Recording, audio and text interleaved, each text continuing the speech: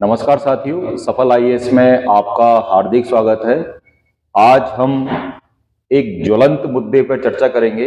ये ज्वलंत मुद्दा है यूनिफॉर्म सिविल कोड यानी यूसीसी, यानी हिंदी में इसको बोलेंगे समान नागरिक संहिता। अगर हम संविधान की बात करें तो संविधान में भी इसके उल्लेख है। अगर हम सामान्य अध्ययन विषय के रूप में देखें तो सामान्य अध्ययन के विषय के अंदर भी इसकी क्या है, चर्चा है। इसके साथ साथ समाज के रूप में भी देखें तो समाज में भी ये मुद्दा हिंदू और मुस्लिम दोनों के लिए ही क्या है, विवाद का विषय रहा है। हिंदू ये चाहते हैं कि यूनिफॉर्म सिविल कोड लागू हो, जबकि मुस्लिम धर्म ये चाहता है कि हमारा जो धर्म है या हमारा जो सिस्टम है उसी से हम क्या हों, शासित हो। तो वर्तमान में ये मुद्दा हाल में क्यों चर्चा में है, तो इसका चर्चा का सबसे बड़ा कारण है कि उत्तराखंड राज्य में इससे संबंधित कुछ घटनाक्रम हुआ है। तो आज उस घटनाक्रम पर चर्चा करेंगे। देखिए, यूनिफॉर्म सिविल कोड यानी यूसीसी क्या है, तो अगर हम देखेंगे इसका अर्थ देखेंगे तो देश में रहने वाले सभी नागरिक, चाहे वो हर धर्म, जाति, लिंग के लोग हैं, के लिए एक ही कानून होगा। यानी कहने का मतलब है कि देश के अंदर किसी धर्म का व्यक्ति हो, किसी जाति का व्यक्ति हो, किसी लिंग का व्यक्ति हो, सबके लिए ही क्या है, एक कानून होगा। आप समझ सकते हैं जैसे हिंदुओं को हिंदू जो कोड बिल है उससे शासित किया जा रहा है, मुस्लिम को मुस्लिम पर्सनल बोर्ड या मुस्लिम कानून के तहत क्या हो रहा है, शासित किया जा रहा है। जैसे मेन डिफरेंस अपन को दिखाई देता है वहां पर शादी वाले मामले पे, ठीक है। वर्तमान में क्या है, ये जो कानून है यानी यूनिफॉर्म सिविल कोड वर्तमान में लागू है गोवा में, लेकिन आप समझिए संसद ने कानून बनाकर गोवा को पुर्तगाली सिविल कोड लागू करने का अधिकार दिया था। यानी कहने का मतलब अगर हम ये देखेंगे तो ये पुराने समय से क्या हो रहा है, वहां पर चला जा रहा है और संसद ने क्या हुआ, इसकी वहां पर अनुमति दी थी। लेकिन वर्तमान में क्या हुआ है, वर्तमान में बड़ा उलटफेर हुआ है कि उत्तराखंड ऐसा करने वाला पहला राज्य होगा। क्यों? क्योंकि आजादी के बाद यूनिफॉर्म सिविल कोड को वहां पर क्या हो रहा है, लागू किया जा रहा है। अगर इसको लागू किया जा रहा है तो लागू करने की डेट क्या है, 27 जनवरी 2025 को यूनिफॉर्म सिविल कोड को उत्तराखंड में लागू कर दिया गया है। अगर अब इसके लागू होने से उत्तराखंड में क्या परिवर्तित होगा और क्या इसका जमीनी आधार है, और अगर इसका जमीनी आधार है तो जमीन पे हमको क्या परिवर्तित होता हुआ दिखाई देगा। तो शादी का रजिस्ट्रेशन करना अनिवार्य है, ठीक है। यह सबसे महत्वपूर्ण चीज है, क्योंकि आपने देखा होगा अभी भी शादी का रजिस्ट्रेशन करना देश के अंदर अनिवार्य है, लेकिन बहुत सारे लोगों के अंदर जनजागृति नहीं थी कि करवाना चाहिए नहीं करवाना चाहिए।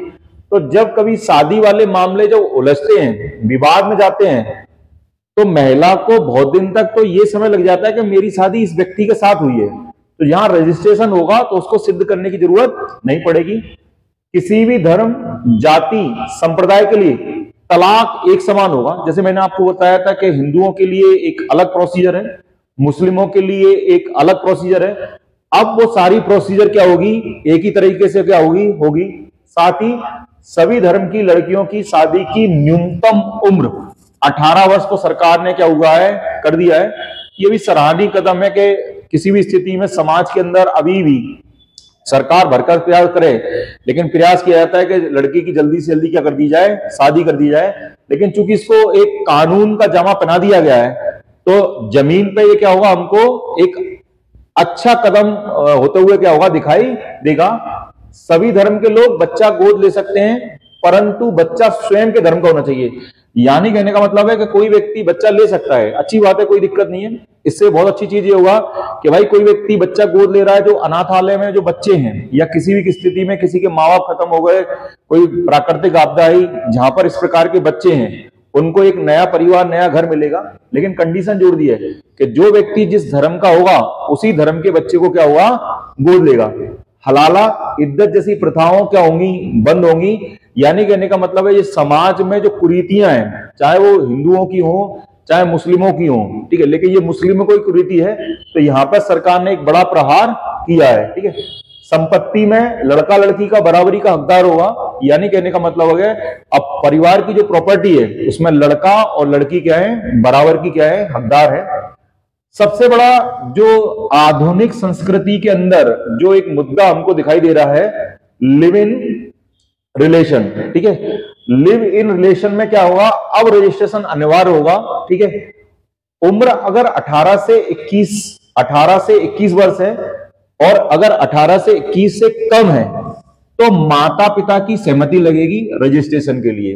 अर्थात ये एक अच्छा मुद्दा है, क्योंकि अभी क्या हो रहा है कि नई पीढ़ी कुछ समय तक लिविंग में रह रही है, उसके बाद एक व्यक्ति ने दूसरे व्यक्ति को छोड़ दिया। ठीक है, तब दोनों में विवाद हुआ तो सरकार के सामने एक बड़ी चिंता का विषय था कि कैसे सिद्ध करें कि कोई व्यक्ति रह भी रहा था कि नहीं रह रहा था। लेकिन अब यहां पर यह मामला क्या हुआ, खत्म हो जाएगा। इसके साथ साथ अगर इस लिविंग रिलेशन से जो उत्पन्न संतानें होंगी उनको भी उसी प्रकार का अधिकार होगा जो शादीशुदा से उत्पन्न संतानों को क्या होता था। क्योंकि अब शादी का इनका जो लिविंग रिलेशनशिप का जो है वो एक सर्टिफिकेट बनेगा, एक प्रमाण पत्र होगा, एक अनिवार्य रजिस्ट्रेशन होगा, जिसके आधार पर यह बात होगी कि ये इस बात से नहीं जुटा सकते कि ये मेरी संतान है या नहीं है। इस कानून को शेड्यूल ट्राइब को, मतलब इस कानून से शेड्यूल ट्राइब को हमने क्या हुआ बाहर रखा है। ठीक है, उनकी अपनी एक विशेष परंपराएं हैं, विशेष परिस्थितियां हैं, इसलिए सरकार ने उनको इन सब चीजों से बाहर रखा है। अब ये जब चीज उत्तराखंड के अंदर लागू होगी तो एक प्रश्न बनता है, तो क्या इसको हम देश के अंदर लागू कर सकते हैं या देश के अंदर इसको लागू करने की क्या होगी, तैयारी होगी? तो आप मान के चलिए अगर एक राज्य के अंदर इसको हम लागू कर सकते हैं तो धीरे धीरे कई राज्य ऐसा काम करने के लिए क्या होंगे, मोटिवेट होंगे। और इसके लिए एक आगे कदम असम सरकार ने क्या हुआ है, बढ़ा दिया है। असम सरकार प्रयास कर रही है कि यूनिफॉर्म सिविल कोड को वह अपने यहां पे भी क्या करे, लागू करे। साथियों धन्यवाद।